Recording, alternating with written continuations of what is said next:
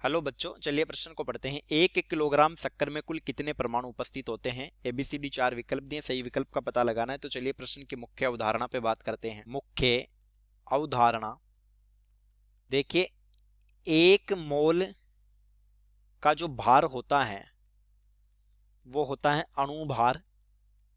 अगर अणु है या फिर 1 मोल परमाणु है तो ये हो जाता है परमाणु भार।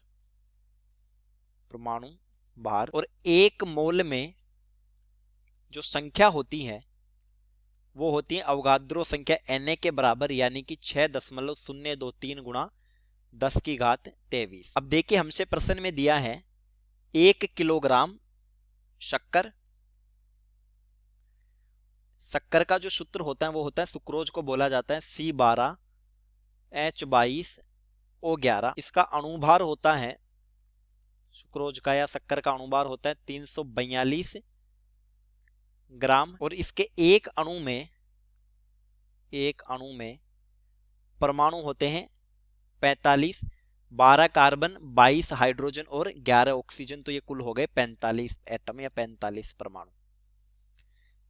तो अगर हम कुल अणुओं की संख्या ज्ञात कर ले तो 45 से गुना करके हम कुल परमाणु बता सकते हैं। तो देखिए, हमें पता है कि 1 मोल में संख्या होगी परमाणुओं की तो वो Na के बराबर होगी, और 1 मोल का भार होगा वो 342 ग्राम होगा। यानी हम कह सकते हैं 342 ग्राम शक्कर में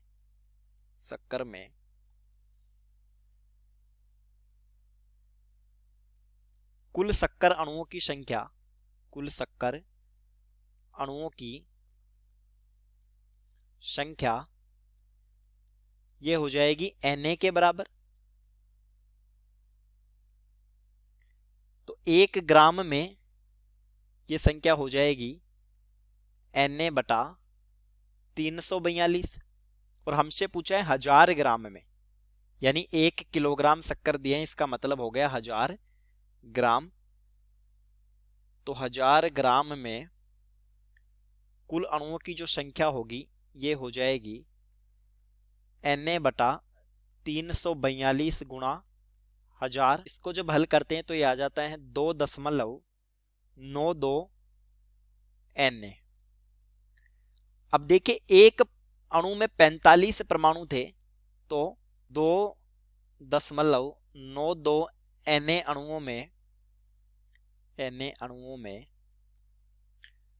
परमाणु हो जाएंगे बराबर 2.92। Na का मान रख लेते हैं 6 गुणा 10⁻23 गुणा 1 में 45 से, तो इतने में 45 से गुणा कर लेंगे। जब इसको हल करेंगे तो ये आएगा 7.92 गुणा 10⁻25 परमाणु।